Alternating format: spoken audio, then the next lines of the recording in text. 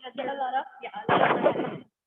yeah, like in the gallery, it's only Jess and Sandy from the whole gallery. Yeah.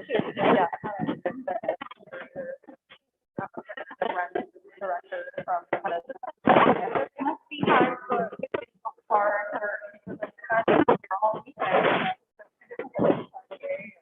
all like they're working all the time. Yeah. Because it's crazy. Yeah. Are you expecting more people? Well, I think people signed up for this time slot, so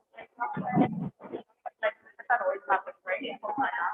And so not expecting more than that this year, not how they're running. So kids have it today, like the fall. Like 7 p.m. But it was fine.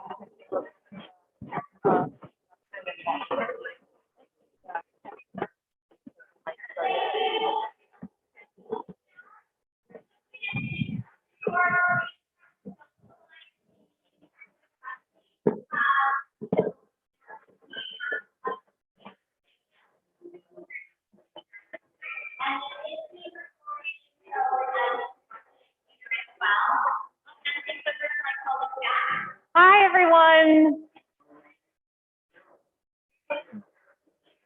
Hi, can I get everyone's attention, please? Okay. Oh, sorry. Oh, yeah.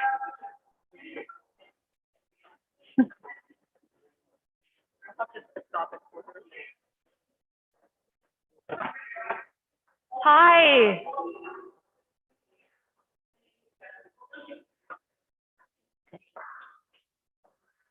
Hi, everybody. Welcome to the opening reception for Natures of Reality, a solo exhibition by Saskatoon-based artist Lisa Burke, who is also going across the screen in a beautiful evening gown. So I am pleased to welcome you all to Treaty 4 territory, the original lands of the Cree, Ojibwe, Saulteaux, Dakota, Nakota, Lakota, and on the homeland of the Métis Nation. The AGR board and staff are a diverse group, with every person having a different relationship to reconciliation. Some of us have been deeply affected by the residential school system and colonization, and others have directly benefited from these things.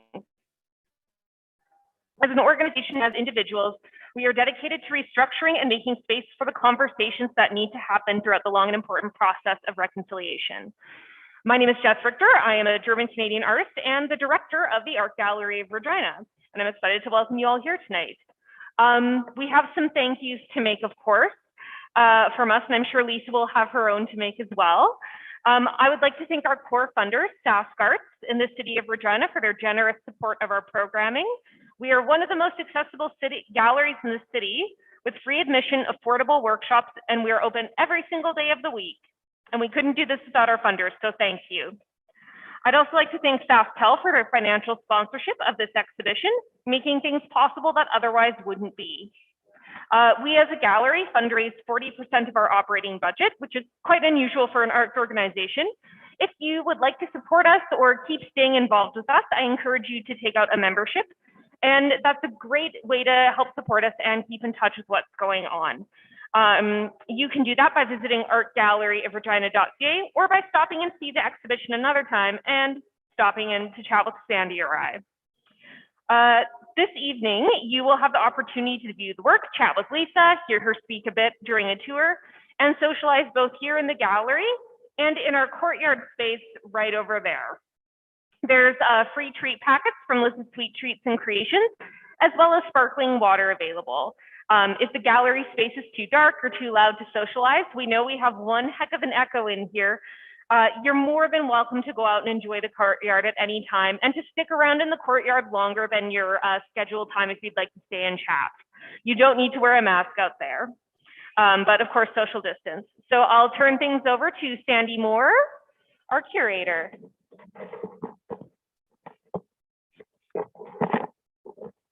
Okay, thanks everyone. Thank you for joining us for Natures of Reality.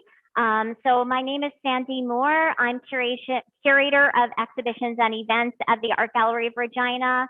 I am a white settler heritage cis woman. Sometimes it's hard to say those things and think about what that means, but I hope it also never becomes easy for me. And I want to thank you for joining us tonight. Welcome to the Natures of Reality at the Art Gallery of Regina.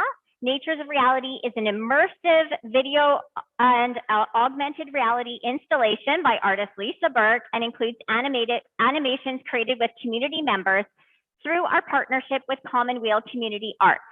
These include Angel Hayden, Britta Lind, Claire Yakishin, Damian Thomas, Dawn Thomas Cameron, Deborah A. Stevens, Hani Rook A. Kamar, Jolie Big Eagle T. Quadaway, Julie Gubel, Camilla Wolf-Lind, Karishma Joshi, Keisha Katie Hansen, Nicole Gaddy, Precious Tishabe Tor, Shimbi, and Yvonne Negus.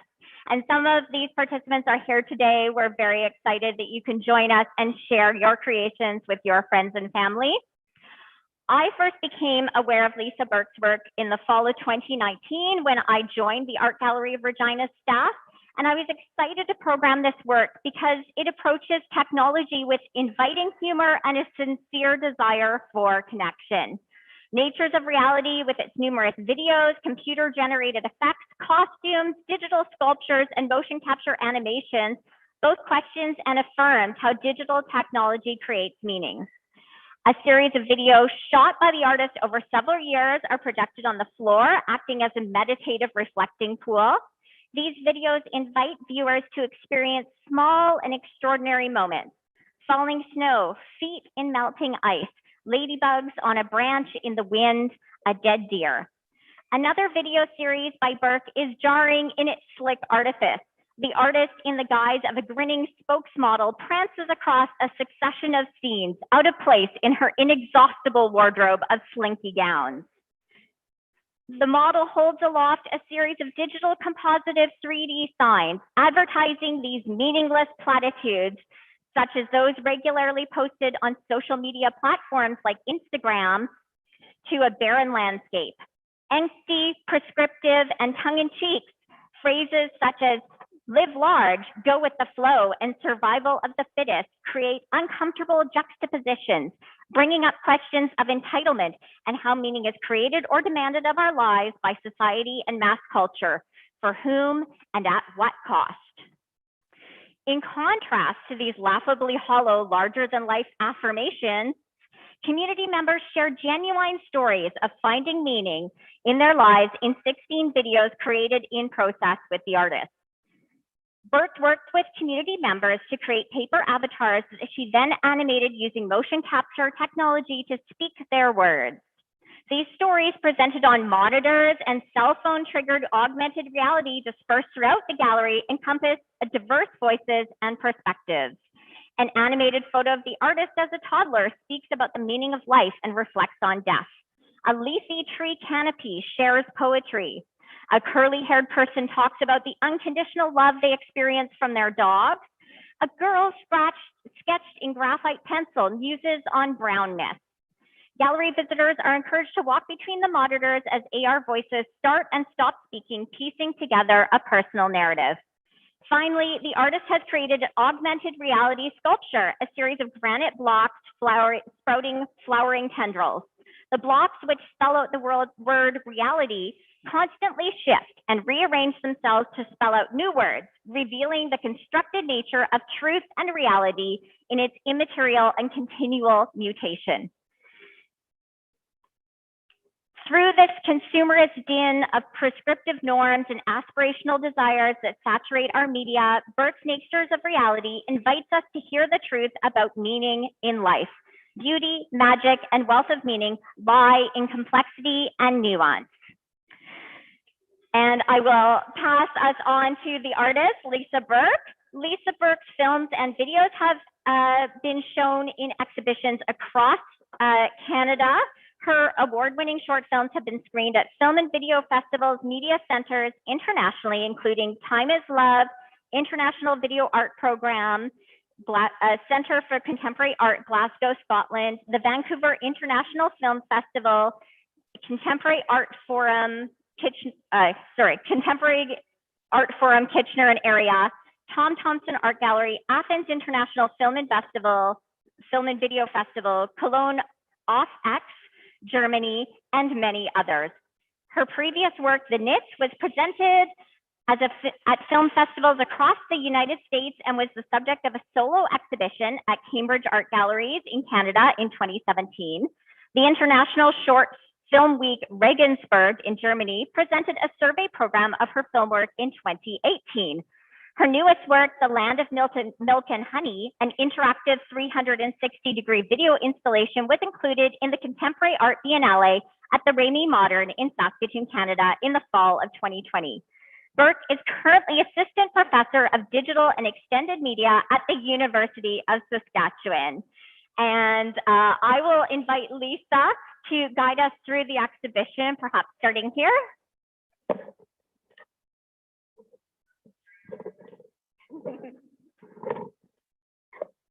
So thank you so much for that really warm welcome, Sandy and Jess. And a big thank you to both of you for your tireless work here. It's just been extraordinary how much love and care and attention you give to your artists and your exhibitions here. So thank you so much. Also want to extend a huge thank you to part of my team who's here. This is Leanne Reed. She's one of my students, a Bachelor of Fine Arts student, just in her 4th year now. And Leanne has been working on me throughout the summer on this exhibition, helping with a little bit of the modeling of the 3D text that you see here, as well as working with some of the rigging of the animation and the characters. So Karishma, when you sent your drawings, they may have ended up with Leanne, who then cut them out in Photoshop and assembled everything together and rigged everything. And Leanne is a digital artist in her own right, working in animation, in film, video, recently sound, sculpture, and is going to have her BFA exhibition this coming spring. My other student couldn't be here, Ki-Hang Liang. Ki-Hang was also a undergraduate student and has now just begun his Master's of Interdisciplinary Studies at the university, creating artwork that bridges gaming and media installation. Ki-Hang was instrumental in helping me work out the tracking. We had a green sign with some targets on it that we developed together. And then he helped me using some software. We got it tracked, and not an easy feat using 2D and then popping 3D text into the 2D because there's a lot of kind of movement there as well. Ki-Hang also helped with some of the rigging and helping put the overall show up. And Leanne and Ki-Hang were both here on the weekend as well, helping set up the show. Also, big thank you to my husband, Michael Fleich, who was also working with me behind the scenes. Unfortunately, he's in Germany and couldn't be here tonight, but definitely is here with me in my heart. Also, thanks to the university for their support, the Canada Council for the Arts that provided a very substantive grant to make this work possible, as well as the Shared Spaces team at the university. The Shared Spaces team is the team, it's a team of primarily students as well, who've developed this augmented reality app.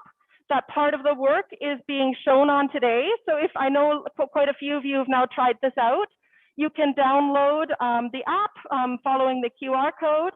And then once you open the app, all you need to do is push this little button in the middle while you've got your phone pointed to one of these triggers. All of the trigger points on the wall, these animations, will get a flat animation to pop up on your screen. You can take that with you and hold it up to any part of the installation. Secondly, there is a 3D augmented piece on the floor here. So I'll just demonstrate this. If you hold your phone to the trigger, it will take a second to now we've got, like, when I'm showing it, it's not going to load, of course. Come on. This is typical. Okay, I'm going to try on my tablet. I don't know why it's not pulling up there right now.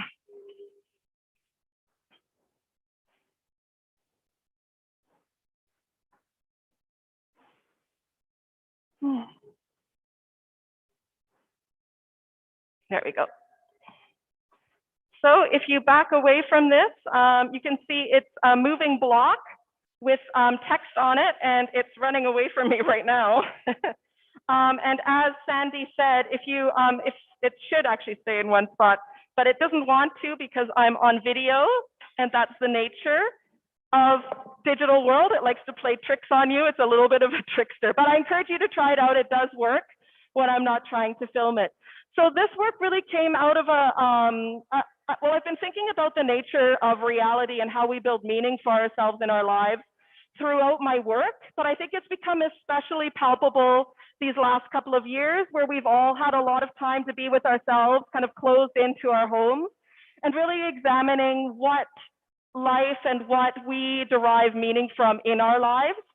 I've always been really interested in technology and media and how we are from very early age kind of brainwashed by what we watch on TV, the stories that are shown to us, and now of course through social media. I'm always really fascinated by these very simplistic platitudes or sayings that a lot of people kind of connect to and then have as statements to guide their lives. Because if you look at some of them, they're quite slippery.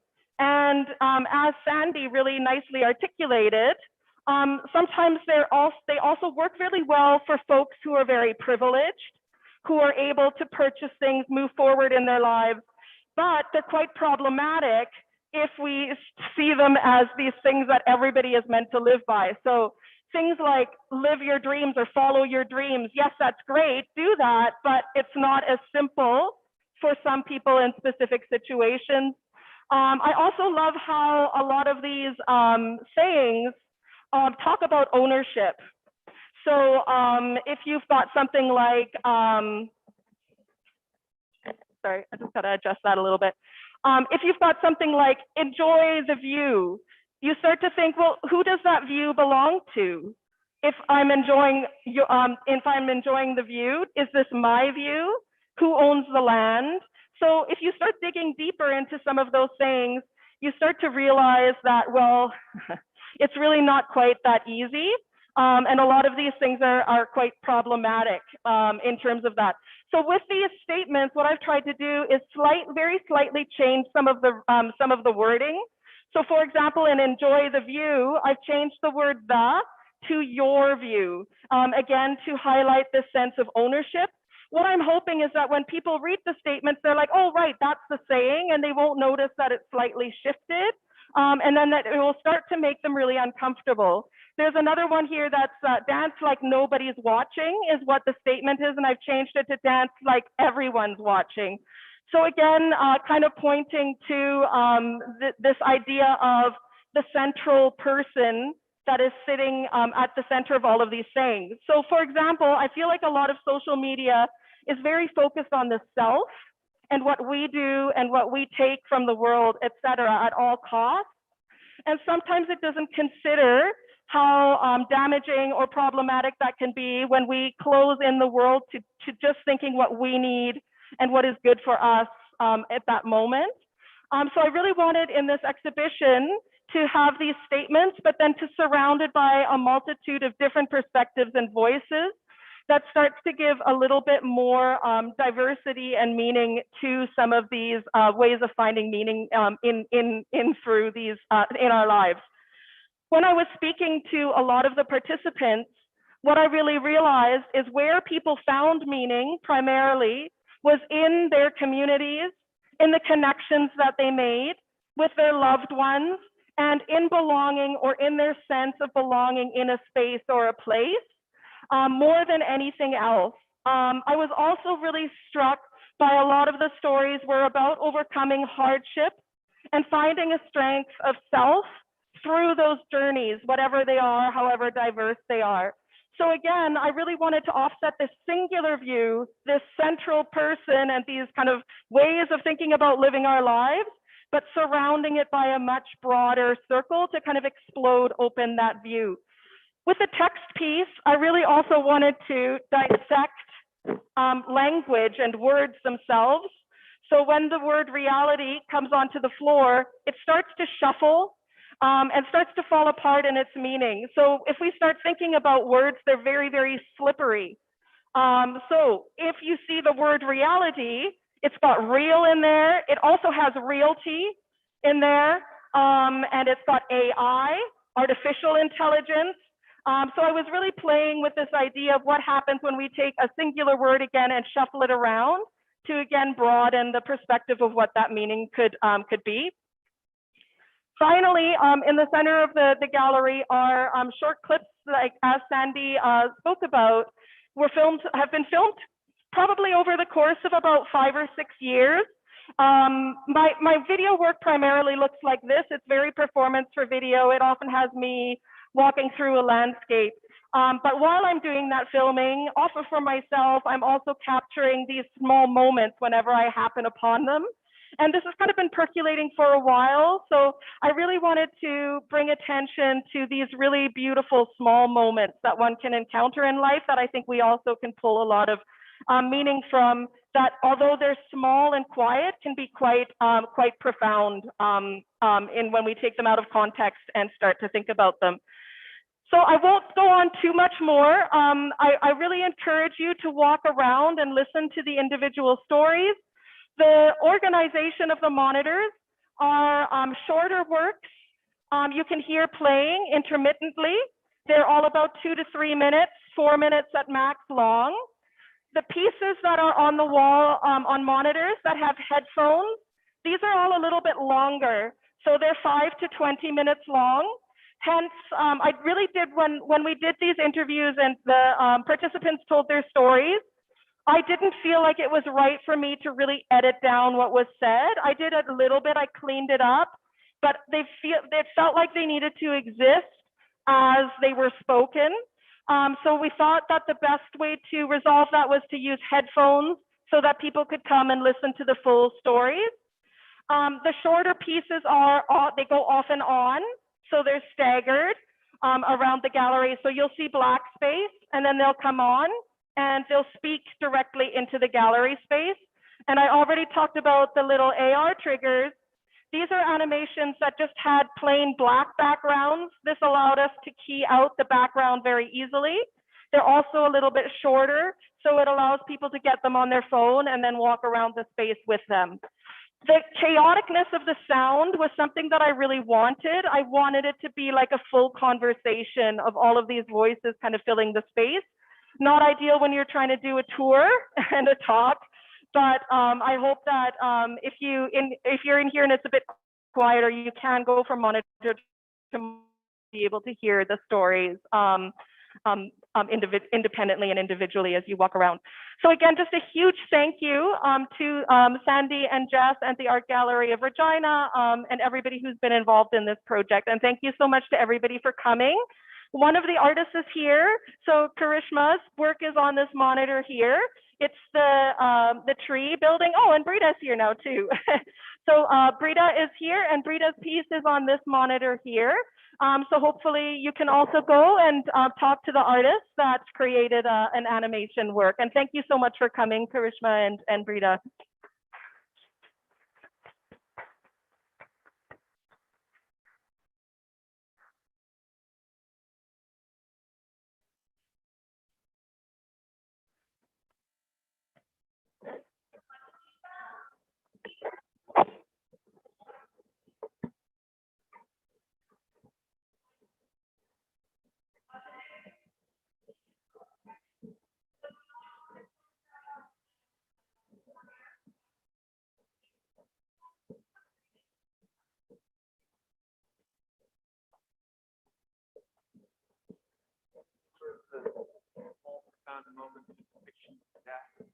Yes, there's actually 3. No, there's 4.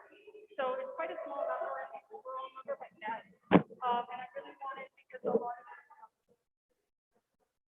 when you really have to commit.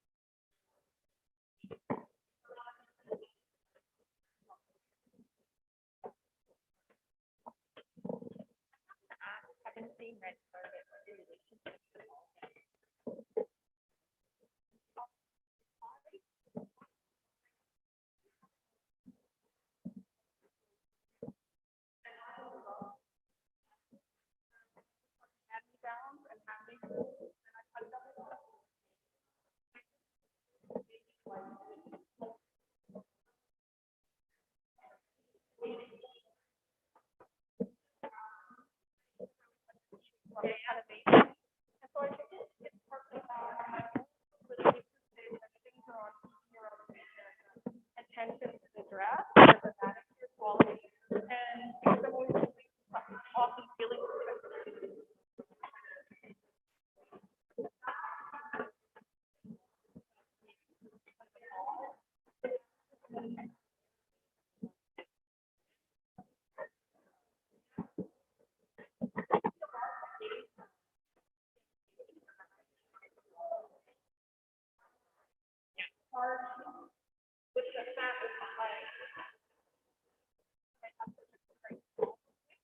That I try to cheekily then use.